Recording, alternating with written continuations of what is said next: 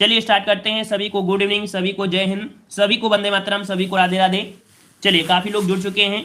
चलिए पहला प्रश्न आपका पूछा गया है कि अग्नि शब्द का तद्भव क्या होगा। चलिए फटाफट जवाब दीजिए। यहाँ पर जवाब आने शुरू हो गए हैं। कह रहा है आपसे अग्नि शब्द का तद्भव क्या होगा।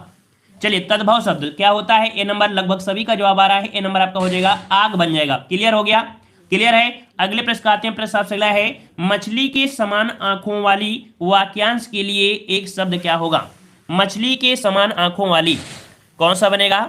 आपने देखा भी होगा बहुत ऐसे लोग है ना। चलिए तो यहाँ पर 2 का जवाब बिल्कुल सही जवाब आ रहा है। यहाँ पर आपका हो जाएगा मीनाक्षी। क्या होता है, मीनाक्षी होता है। ऑप्शन सी हो जाएगा मीनाक्षी।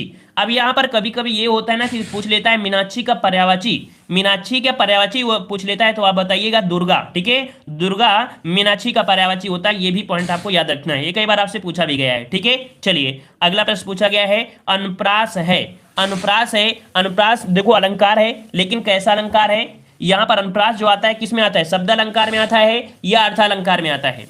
बताइए भाई किस में आ जाएगा। यहाँ पर बी आ रहा है, बी आ रहा है, सभी का बी आ रहा है, बिल्कुल सही जवाब है। यहाँ पर याद रखें जो अनुप्रास अलंकार है वो शब्द अलंकार में होता है। और याद रखें जो शब्द अलंकार में जैसे आपका अनुप्रास हो गया, यमक हो गया, श्लेष हो गया, वक्रोक्ति, मतलब कुल मिला के शब्द अलंकार के मुख्य रूप से आपके 7 भेद होते हैं। याद रखिए 7, ठीक है, मात्र 7 होते हैं। लेकिन जो आपके अर्थालंकार होते हैं इसमें बहुत ढेर सारे आपके हो जाते हैं। ठीक है, ये भी पॉइंट आपको याद रखना है 7। ठीक है, अगला पूछा गया है वह जमीन जिसमें कुछ भी पैदा ना हो। वह जमीन जिसमें कुछ भी पैदा ना हो। तो ये देखो जहां पर कुछ भी पैदा नहीं होता है उसे क्या बोलते हैं भाई, तो आपका ऊसर बोलते हैं। बंजर ऊसर है ना, ऊसर बोलते हैं। ऊसर पड़ा हुआ है, वहां पर किसी प्रकार की खेती आपके नहीं की जा सकती है। ऑप्शन यहाँ पर आपका बने भाई बी नंबर। क्लियर है। अगले प्रश्न आते हैं। प्रश्न आपसे अगला है प्रत्येक शब्द का सन्विच्छेद चुनिए। प्रत्येक शब्द का सन्विच्छेद चुनना है। प्रत्येक शब्द का हो जाएगा क्या, तो देखो यहां पर एक ही मात्रा है और एक ही मात्रा है। तो यहां पर देखो लेकिन या में आधा शब्द है, या में आधा शब्द है। और जब या में आधा शब्द होता है तो हमने आपको बताया है वो आपकी यण संधि होती है। और यण किस प्रकार से लिखते हो, तो कहीं ना कहीं आपको इस प्रकार से लिख देते हो। तो मतलब आपका जवाब यहाँ पर 5 का कौन सा बनेगा, सी। यहाँ पर प्रतिधन 1 बन जाएगा। क्लियर है ना, बिल्कुल सही जवाब है। 5 का ऑप्शन सी जिसका भी आ रहा है बिल्कुल क्लियर हो जाएगा। प्रतिधन 1 होता है और ये आपका यण संधि है। ठीक है, चलिए अगला दिया है सूर्योदय। सूर्योदय आपको दिया गया है। यहाँ पर आपकी ओ की मात्रा है, जहां ओ की मात्रा होती है वहां पर आता होता है गुण संधि। क्या होता है, गुण संधि। तो यहाँ पर जवाब क्या हो जाएगा, गुण संधि। और इसे अगर तोड़ेंगे तो बनेगा सूर्य धन उदय। क्या बनेगा भाई, इसे अगर तोड़ेंगे तो सूर्य धन उदय बन जाएगा, जो कि यहाँ पर ऑप्शन आपका दिया गया है नंबर गुण संधि आपका हो जाएगा। ये भी क्लियर हो गया होगा। ठीक है, पसंद आए तो वीडियो को लाइक शेयर करते रहिएगा थोड़ा बहुत। ठीक है सभी लोग। चलिए शुद्ध वाक्य यहाँ पर आपको छांटना है। शुद्ध वाक्य कौन सा हो जाएगा। शुद्ध वाक्य आपसे पूछा गया है, कह रहे मैंने कपड़े पहनने हैं। भाई मैंने कपड़े, ऐसे तो शब्द आपने नहीं सुना होगा। मुझे कपड़े पहनने हैं, लगभग ये तो सही लग रहा है ना। मेरे को, हमने आपको बताया मेरे को तेरे को शब्द कभी यूज नहीं किया जाता है, तो ये भी आपका गलत है, ये भी गलत है। मुझे कपड़े पहनना है, मुझे कपड़े पहनने हैं। अब इसमें से बताइए बी वाला सही करें या डी वाला, किसको सही कर दें, किसको सही कर दें भाई यहाँ पर 7 में। तो याद रखिए मुझे कपड़े पहनने हैं, ऑप्शन राइट आपका हो जाएगा। यहाँ पर आपका बी सही हो जाएगा। ठीक है, बी नंबर बिल्कुल राइट है। अगले प्रश्न आते हैं। प्रश्न आपसे अगला है, कह रहे चारा फेंकना मुहावरे का अर्थ बताइए। चारा फेंकना मुहावरे का अर्थ बताइए। यहाँ पर 8 का जवाब क्या बनेगा। चलिए तो देखिए यहाँ पर कह रहे मेरे तेरे को दिल्ली में बोलते हैं, बहुत अच्छे। तो देखो चारा फेंकना, चारा फेंकना देखिए आपको एक बताते हैं उदाहरण। गांव में क्या होता है, तालाब होता है, तालाब होता है। उसमें से लोग क्या होते हैं, बंसी जानते हैं, बंसी जिसे मछली पकड़ते हैं, तो वो लोग क्या करते हैं उस बंसी में कांटा होता है, उसमें से उस थोड़ा सा कुछ लगा देते हैं, तो उसमें मछलियां क्या होती हैं प्रलोभन के कारण वो आ जाती हैं और फंस जाती हैं। तो इस प्रकार से आपको पता क्या हो गया, चारा फेंकना मतलब प्रलोभन देना। ऑप्शन आपका बी सही हो जाएगा। क्लियर हो गया है, क्लियर हो गया। उदाहरण से समझेंगे तो क्लियर होता ही जाएगा।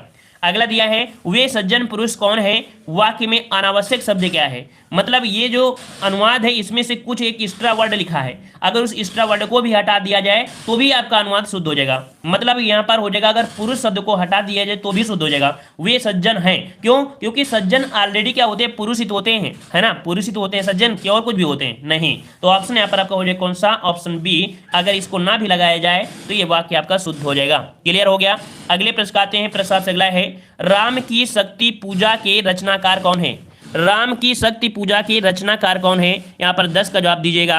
10 का जवाब कौन सा बनेगा, थोड़ा सा टफ हो सकता है, थोड़ा सा टफ हो सकता है। यहाँ पर 10 का जवाब आपका बनेगा, यहाँ पर सुमित जो आपकी निराला सूर्यकांत त्रिपाठी निराला है, इसका स्क्रीनशॉट ले लीजिएगा। जब भी कोई रचना मिले उसका स्क्रीनशॉट लिखिए और कॉपी में लिखिए, और एक देव जीके ट्रिक की स्पेशल यहाँ पर किताब बना लीजिए। जब एग्जाम आपको आए तो वो किताब को उठाकर देख लीजिएगा। हिंदी में हमने आपको बता दिया है, 75% गारंटी हमारी तरफ से है, 30% आप लोगों को मेहनत करना पड़ेगा। ठीक है, बिना बुक के सिलेक्शन नहीं हो सकता है, ये आप दिमाग में बैठा लीजिए। ठीक है ना, चलिए तो यहाँ पर आपका ए नंबर आपका सही हो जाएगा। ठीक है, अगला प्रश्न आपसे पूछा है, निम्नलिखित में से पा वर्ण का व्यंजन नहीं है। पा वर्ग का व्यंजन आपका नहीं है, कौन नहीं है? हम देखो हर एक यूट्यूब की तरीके से नहीं है जो बोले कि भैया हमारा कोर्स खरीद लीजिए आपका सिलेक्शन हो जाएगा। हम नहीं कहते कि कुछ किसी कोर्स खरीदिए, आप बुक जरूर खरीद लीजिए, कोर्स किसी का भी खरीदिए, बिना बुक के नहीं होगा। ठीक है, चलिए तो देखो पा वर्ग का व्यंजन नहीं है। पा वर्ग में तो आता है पा आता है, फा आता है ना, आपका बा आता है, लेकिन या नहीं आता। या किस में आता है? या आता है अंतःस्थ में। या किस में आता है? अंतःस्थ में आता है। अंतःस्थ में 4 होते हैं, या रा ला वा, है ना। इस प्रकार से ऑप्शन डी राइट हो जाएगा। क्लियर है, अगले प्रश्न आते हैं। प्रश्न सबसे अगला है, कौन सा संयुक्त व्यंजन नहीं है? कौन सा संयुक्त व्यंजन नहीं है? और हमने आपको संयुक्त व्यंजन की संख्या बताया था 4। क्या बताया था? 4। तो यहां पर देखो आपको 12 वाले में दिया गया है छत्रज्ञ, और आपके यहां पर ये देखो ये कहीं ना कहीं ये जो आपका धा दिया है, ये सिर्फ आपको धा दिया है क्या? यहाँ पर देखिए ये तो आपका नहीं है, ये संयुक्त व्यंजन आपका नहीं है, है ना। यहाँ पर छत्री की दिया है और आपका ये दिया है, तो धा वाले में कह सकते हैं जो आपका दा हल्का सा होता है ना, फिर आपको धा लगा देते हैं, कहीं ना कहीं ये शायद ऐसे जुड़ा हुआ है, लेकिन है तो आपका घा वाला आपका नहीं होगा। ठीक है, घा वाला आपका नहीं होगा। ठीक है, अगले प्रश्न आते हैं। प्रश्न आपसे अगला पूछा गया है, यहाँ पर कह रहा है लक्षणा। हाँ, अगर ये धा है, शुद्ध आपका धा है, तो ये भी आपका नहीं होगा। ठीक है, यहाँ पर देखो, यहाँ पर कह सकते हैं, यहाँ पर जो आपका है ये वाला अगर सिर्फ आपका धा है तो ये भी नहीं होगा संयुक्त। मतलब कैसे कि इसमें शायद हमारे हिसाब से त्रुटि है। क्या त्रुटि है? ये तो सही है, ये भी सही है, लेकिन ये आपका संयुक्त नहीं होता। ये अगर सिर्फ धा है, ये अगर धा धनुष है ना, तो ये भी नहीं है, क्योंकि संयुक्त व्यंजन क्या होते हैं? यहाँ पर होता है छत्रज्ञ और परिश्रम वाला स्रा, है ना। तो इसमें भाई 2 चीजें आप मान लीजिए। ठीक है, मानना क्या है आपके? ठीक है, 2 आपके यहाँ पर नहीं है। अगला पूछा गया है लक्षणा।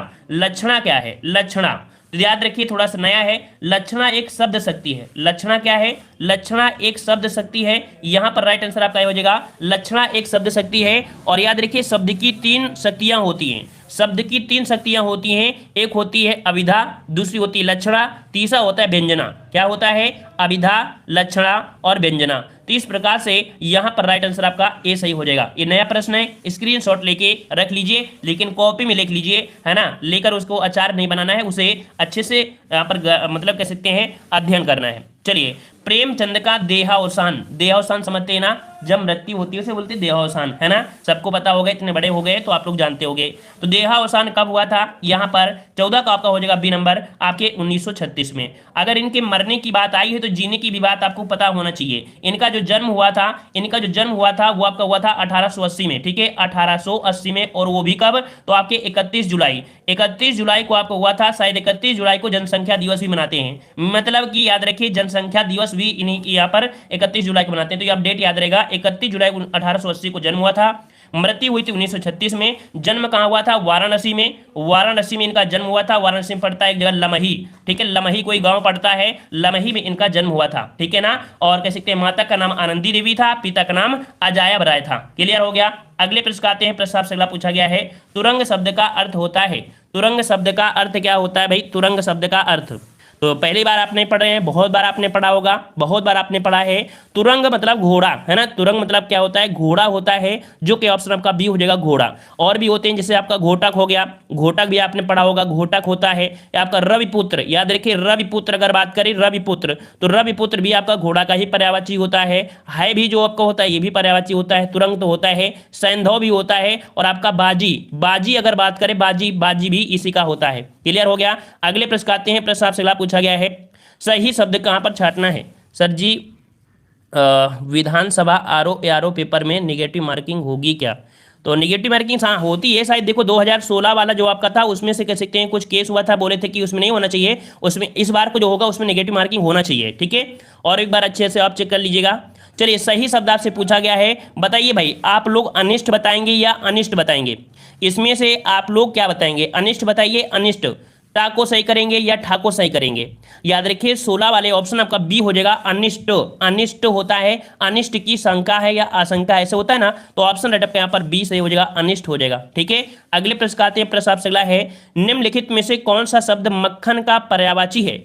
मक्खन का पर्यायवाची पूछा है, मक्खन का पर्यायवाची क्या बनेगा? चलिए, मक्खन का पर्यायवाची पूछा गया है, यहां पर जवाब सही क्या हो जाएगा? तो देखिए यहां पर आपका हो जाएगा नवनीत। नवनीत जो आपका है ऑप्शन आपका हो जाएगा यहाँ पर सी नंबर, नवनीत होता है, ये मक्खन का पर्यायवाची होता है, इसको रट लीजिएगा। ठीक है, चलिए नमस्ते नमस्ते। चलिए अगला दिया है, निम्नलिखित में से कौन सा अर्धविराम चिन्ह है? अर्धविराम चिन्ह कौन सा है? अर्धविराम।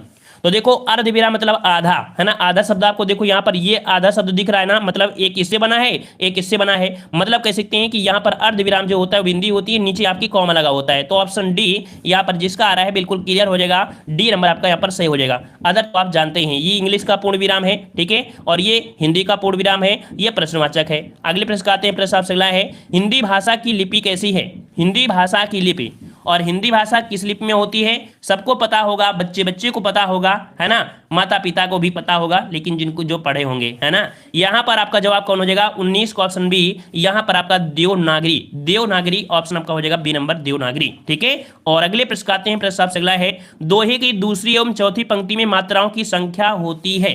देखो आपसे अभी तक आपसे हमेशा पढ़े होंगे कि दोहे की पहली और तीसरी में क्या होती है, लेकिन आज यहां पर दे दिया है कि दोहे की दूसरी और चौथी पंक्ति में मात्राओं की संख्या कितनी होती है।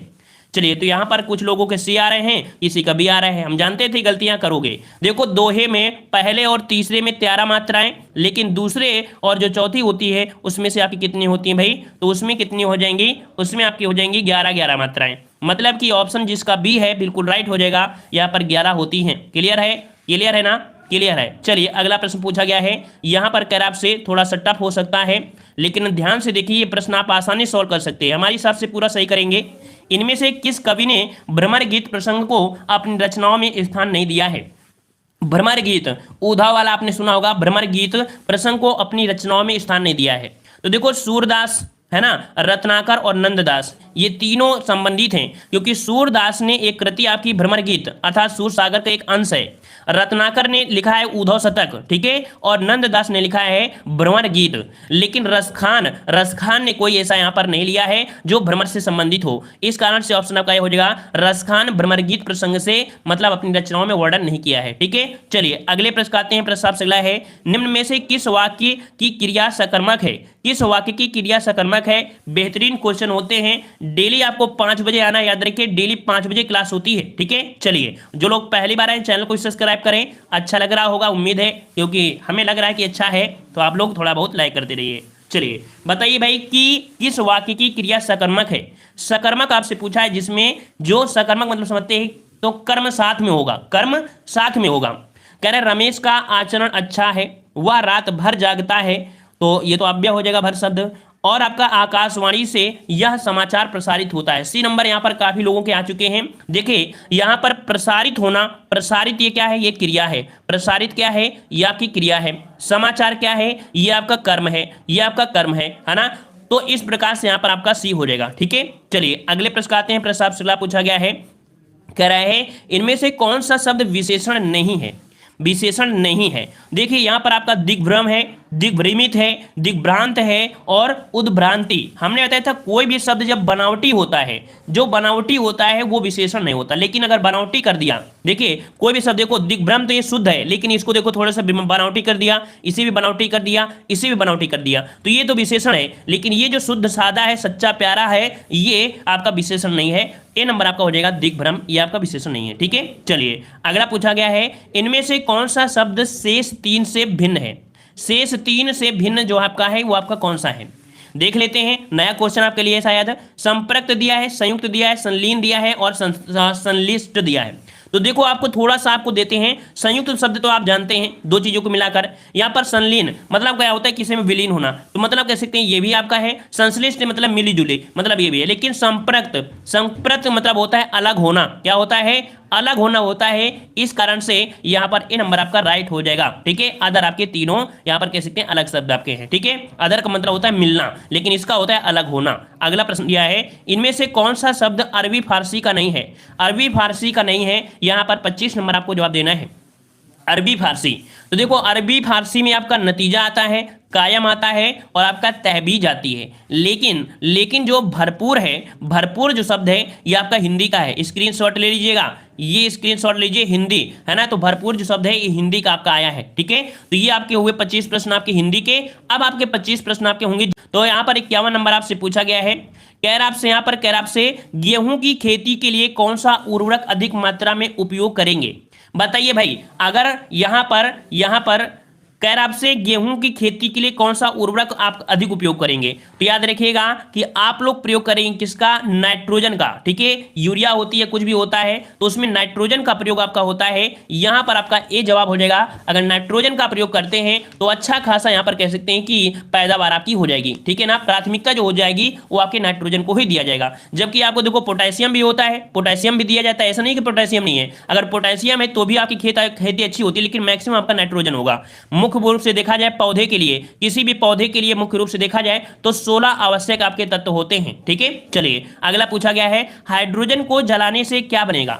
अगर आप हाइड्रोजन को जलाते हैं, है ना, हाइड्रोजन को जलाते हैं तो आपको प्राप्त होगा क्या, यहां पर पानी। पानी मतलब ऑप्शन आपका डी हो जाएगा। पानी मतलब कह सकते हैं जो ऑक्सीजन से अपक्रिया करेगा। जब ऑक्सीजन से अपक्रिया करेगा तो जल ही तो बनेगा कि और कुछ बनेगा, नहीं बनेगा ना। तो इस प्रकार से यहां पर आपका जवाब कौन हो जाएगा, यहां पर आपका डी बनेगा। और ऊष्मा तो आपको बनेगी ही, ठीक है। अगले प्रश्न आते हैं, प्रश्न आपसे अगला है, महासागर में ऊंची जल तरंगे कैसे उत्पन्न होती हैं। थोड़ा सा कंफ्यूज करेगा ये प्रश्न, थोड़ा सा आपको कंफ्यूज करेगा कि महासागर में ऊंची जल तरंगे जो आपकी होती हैं कैसे उत्पन्न होती हैं। आपने ज्वार भाटा सुना है, ज्वार भाटा। तो यहां पर देखो ऑप्शन आपके आ रहे हैं, ऑप्शन आपके यहां पर आ रहे हैं, किसी का आ रहा है भूकंप से, किसी का सूर्य से, तारों से, चंद्रमा से।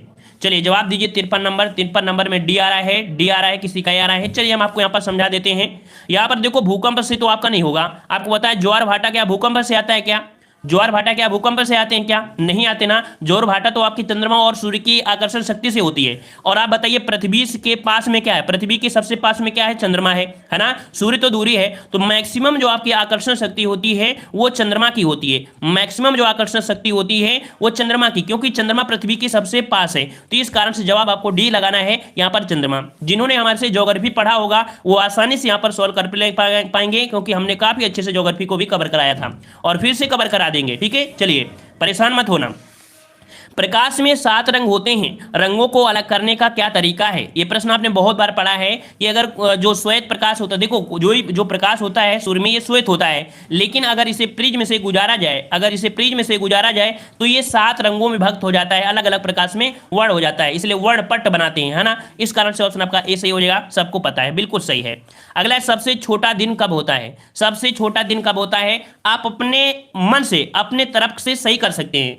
आप अपने बताइए, गर्मियों में दिन बहुत बड़ा होता है, लेकिन सर्दी जैसी आती है तब क्या होता है, दिन छोटा हो जाता है। मम्मी जो होती हैं वो सिर्फ खाना बनाते बनाते सर्दियों में क्या होता है, वो तापती रहती हैं, बनाती रहती हैं, तो उसमें क्या होता है, दिन खत्म होता है। इसका मतलब सर्दी वाला समय ढूंढिए। इसमें से सर्दी वाला समय कौन सा है, आपका दिसंबर, मतलब 22 दिसंबर वाला जो आपका दिन है ये आपका सबसे छोटा होता है ना। सबसे बड़ा दिन कौन होता है, गर्मियों में 21 जून वाला दिन, 21 जून को दिन होता है, सबसे बड़ा होता है। और याद रखिए 21 मार्च, 21 मार्च और 23 सितंबर, 21 मार्च और 23 सितंबर ये दिन पूरे विश्व में बराबर होता है, मतलब 12-12 घंटा का दिन होता है। तो ये 4 डेट आपको याद रखना है, एग्जामिनर 4 ही डेट पूछा जाता है मैक्सिमम, ठीक है। चलिए अगले प्रश्न आते हैं। प्रश्न आपसे अगला है, जब वैद्युत ऊर्जा गति में परिवर्तित होती है तब, जो वैद्युत ऊर्जा होती है अगर इसे गति दिया जाए, मोशन दिया जाए, तो इसमें ऊष्मा की हानि होती है। और ऊष्मा की हानि कितनी होती है, 50% नहीं करेंगे, यहां पर करेंगे 30%, ठीक है। 30% होती है, ऑप्शन सी, 30% ऊष्मा की हानि हो जाती है। तो नया क्वेश्चन है, इसे स्क्रीनशॉट लेके रख लीजिएगा, ठीक है, कॉपी में लिख लीजिए, ठीक है।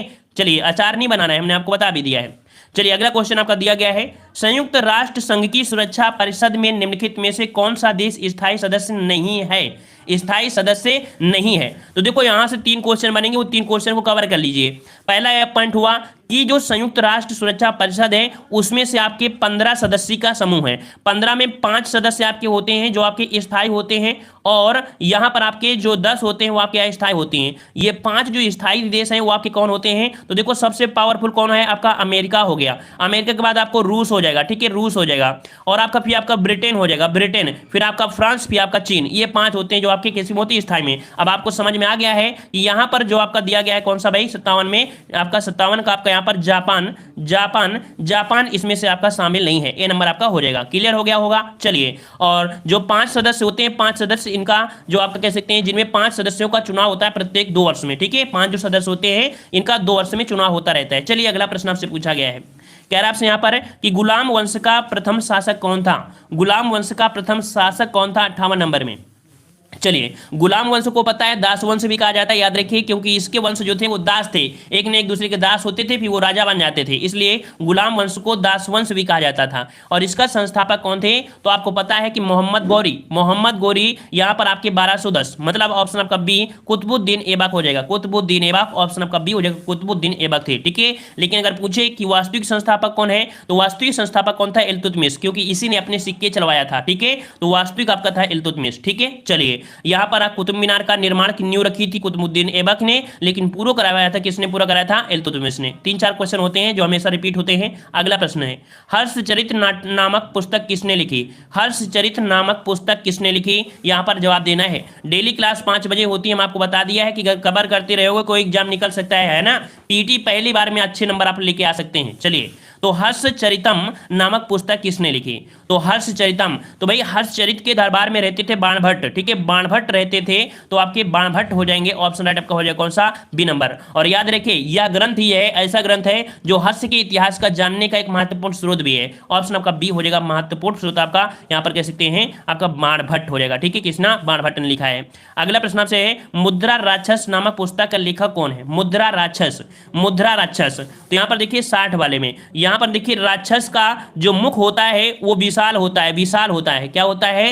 राक्षस का जो मुख होता है विशाल होता है, मतलब मुद्रा राक्षस लिखा है किसने? विशाखा दत्त ने लिखा है, विशाखा दत्त, ठीक है। और एक लिखा है देवी चंद्रम, ठीक है, ये आपके यहाँ पर लिखा है, ठीक है। कौटिल्य ने क्या लिखा है? कौटिल्य ने अर्थशास्त्र लिखा है, कौटिल्य ने अर्थशास्त्र लिखा है, ठीक है। और बाणभट्ट ने, बाणभट्ट तो अभी आपने पढ़ा था हर्षचरित और कादम्बरी, है ना, हर्षचरित और कादम्बरी किसने लिखा?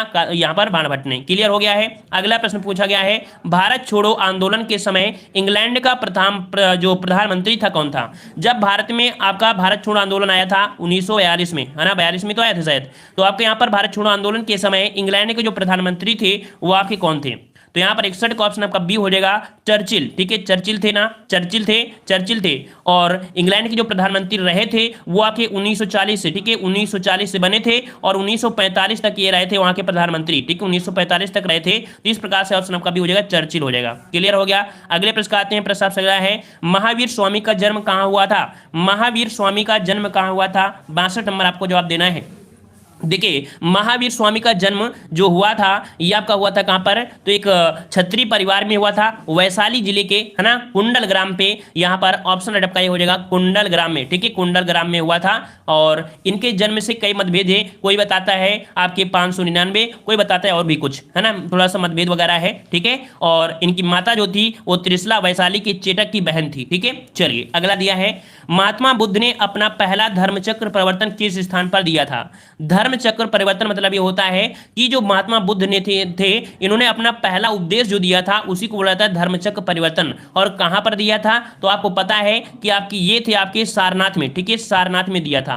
महात्मा बुद्ध को ज्ञान की प्राप्ति कितनी उम्र में हुई थी? तो आपके 35 वर्ष की आयु में हुई थी। वैशाख पूर्णिमा के दिन प्रातः काल के समय बिहार में बोधगया नामक स्थान पर बोध वृक्ष के नीचे, है ना, बोध वृक्ष के नीचे हुआ था और 5 शिष्यों को उन्होंने उपदेश दिया था। तो इस प्रकार से आपका हो जाएगा। क्लियर हो गया। अगले प्रश्न आपसे पूछा है, मौर्य काल में शिक्षा का सर्वाधिक प्रसिद्ध केंद्र कौन था? मौर्य काल में शिक्षा का सर्वाधिक प्रसिद्ध केंद्र कौन था?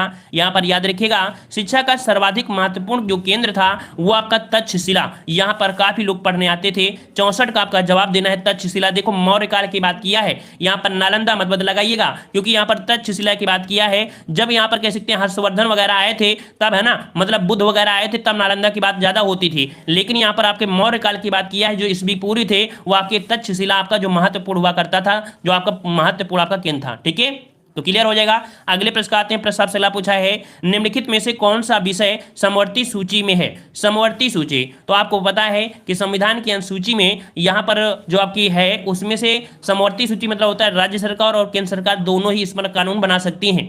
तो यहाँ पर देखिए समवर्ती सूची में जो आपके विषय शामिल होते हैं वो आपके कौन से हैं? तो 65 का ऑप्शन आपका बी, शिक्षा। शिक्षा पर राज्य सरकार भी कानून बनाती है, केंद्र सरकार भी बनाती है। और भी आपके होते हैं समवर्ती सूची में, जैसे आपका परिवार नियोजन कार्यक्रम होता है, जनसंख्या नियंत्रण होता है, समाचार पत्र जो होते हैं, देखिए याद रखिए समाचार पत्र जो भी होता है वो भी आपके समवर्ती सूची में ही आता है। कारखाना अधिनियम हो गया या राष्ट्रीय जलमार्ग अधिनियम है, ये सभी इसी में ही आते हैं। ठीक है, चलिए अगला पूछा गया है, कह रहा आपसे यहाँ पर कि जिस समिति की सिफारिश पर भारत में पंचायती राज की स्थापना की गई उसका अध्यक्ष कौन था?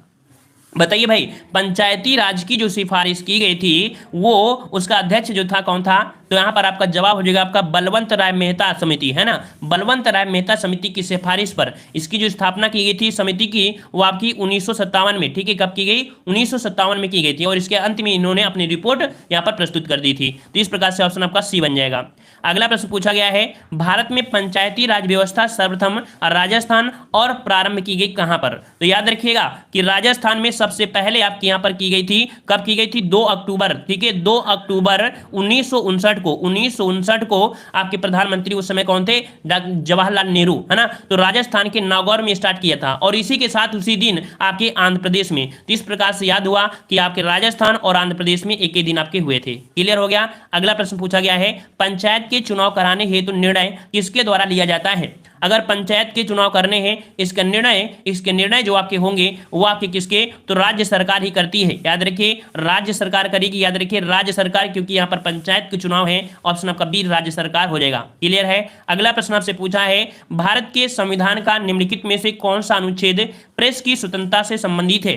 प्रेस की स्वतंत्रता जो आपकी दी गई है, आप देखते हैं प्रेस वाले में अगर कोई बिल्डिंग गिर रही है, भूकंप हो, आग लग रही हो, प्रेस वाले घुस जाते हैं उसी बिल्डिंग के नीचे अपनी टीआरपी बढ़ाने के लिए, चाहे मर जाएं, लेकिन वो लोग पीछे नहीं हटते हैं, बिल्डिंग के अंदर घुस जाएंगे, यहाँ आपको पूरा फोकस दिखाते हैं। तो ये जो स्वतंत्रता है पूरी तरीके से, और उन पर किसी प्रकार का एक्शन भी नहीं होता है। तो आर्टिकल 19 में ये स्वतंत्रता आपकी दी गई है। तो ऑप्शन आपका यहाँ पर ए सही हो जाएगा, 19 के फर्स्ट में ही आपको दी गई है। और प्रेस या मीडिया को ही फोर्थ स्टेट बोला जाता है, अर्थात चतुर्थ स्तंभ इसी कहा जाता है कि जो चुनाव होते हैं सरकार बनाने का जो चौथा है, मतलब वो आपका दिया जाता है श्रेय आपके यहाँ पर मीडिया को ही दिया जाता है। इतने क्वेश्चन आपके बनते हैं, आर्टिकल 19 हो जाएगा। अगला दिया गया है, निम्नलिखित में से किस संविधान संशोधन अधिनियम को लघु संविधान कहा गया है या मिनी कॉन्स्टिट्यूशन कहा गया है? याद रखिएगा ये 42वां संविधान संशोधन है। 42वां संशोधन आपका हुआ था 1976 में, और बहुत ऐसे आपके संशोधन हुए थे, इस कारण से इसे मिनी कॉन्स्टिट्यूशन कहा जाता है। याद रखिएगा, ठीक है। और यहां पर धर्मनिरपेक्ष, समाजवादी, अखंडता जैसे शब्दों को जोड़ा गया था। अगला पूछा गया है, कुषाणकालीन कला का सर्वश्रेष्ठ संग्रह निम्नलिखित में से किस संग्रहालय में सुरक्षित है? कुषाण, और याद रखिए जब भी कुषाण की बात आती है तो आपको जवाब देना है मथुरा। क्या देना है? मथुरा देना है भाई, मथुरा देना है। ऑप्शन सी को लगाना है मथुरा, है ना। चलिए अगला पूछा गया है, लाल मिट्टी पाई जाती है, लाल मिट्टी जो पाई जाती है, लाल मिट्टी कहां पर पाई जाती है? तो याद रखिए जैसे ही आपकी एमपी साइड में आपके जाएंगे, मतलब उससे सटे हुए जो आपके हैं मिर्जापुर और झांसी, यहां पर आपकी होती है। ऑप्शन सी मिर्जापुर झांसी हो जाएगा, ठीक है। यूपी स्पेशल की हम आपको क्लासें दे देंगे, परेशान मत होइएगा, ठीक है। अगला दिया है, निम्नलिखित नृत्यों में से कौन एक सुमेलित नहीं है? कौन एक सुमेलित नहीं है? तो यहां पर दिया गया है, पहला दिया है कर्मा दिया है महोबा। भाई साहब हमने आपको कर्मा महोबा नहीं बताया है, हमने बताया था कर्मा जो आपका है ये आपके मिर्जापुर साइड में आपका है, मतलब पूर्वांचल वाले साइड में है, सोनभद्र और आपके मिर्जापुर। तो पहला ही पॉइंट आपका गलत हो गया। वहीं पर धुरिया नृत्य आपके बुंदेलखंड का है, धीवर जो करते हैं नृत्य वो काहार जाति के लोग करते हैं, नटवरी जो आपका है पूर्वांचल का है। तो 3 आपके सही थे, लेकिन ऑप्शन ए गलत था, याद रखिएगा। अगला प्रश्न पूछा है, इनमें से कौन सा सुमेलित नहीं है? कौन सा सुमेलित नहीं है 74 नंबर में? तो देखिए यहां पर आपका दिया गया है, ग्रीन पार्क आपके कानपुर में है, गुरु गोविंद सिंह स्पोर्ट्स कॉलेज आपके लखनऊ में है, महात्मा गांधी स्टेडियम कह रहा है मेरठ में आपके आने ये क्रांतिवार आपका यहां पर है, ठीक है। तो ये आपका गलत हो जाएगा। वहीं पर आपका केडी सिंह स्टेडियम आपके लखनऊ में है, ठीक है। सी नंबर आपका गलत हो जाएगा। अगला प्रश्न पूछा गया है, कांच उद्योग के लिए उत्तर प्रदेश में कौन सा नगर विख्यात है? कांच उद्योग के लिए, तो याद रखिए कांच उद्योग के लिए जो आपका प्रसिद्ध है वो आपका कौन सा हो जाएगा? सुहाग नगरी बोलते हैं। क्या बोलते हैं भाई? सुहाग नगरी भी बोलते हैं ना। तो यहां पर जवाब लगभग सभी के आ रहे हैं, लेकिन हम जवाब लाइव क्लास में नहीं देंगे। इस प्रश्न का जवाब आपको कमेंट बॉक्स में कमेंट प्रश्न दिया गया है, कि भारत में ग्रामीण स्वास्थ्य योजना कब प्रारंभ की गई? सबसे अच्छे प्रश्न है और ग्राम परिवेश के चुने हुए आपके प्रश्न है, प्योर आपके ग्राम परिवेश है। तो यहाँ पर आपका देख सकते हैं भारत में ग्रामीण स्वास्थ्य योजना जो प्रारंभ हुई थी ये हुई थी 1977 में। ऑप्शन राइट आपका यहाँ पर सी हो जाएगा। 1977 में भारत में ग्रामीण स्वास्थ्य योजना प्रारंभ की गई। नेक्स्ट क्वेश्चन है कि ग्राम स्वास्थ्य गाइड योजना कब प्रारंभ की गई? ग्राम स्वास्थ्य गाइड योजना कब प्रारंभ की गई?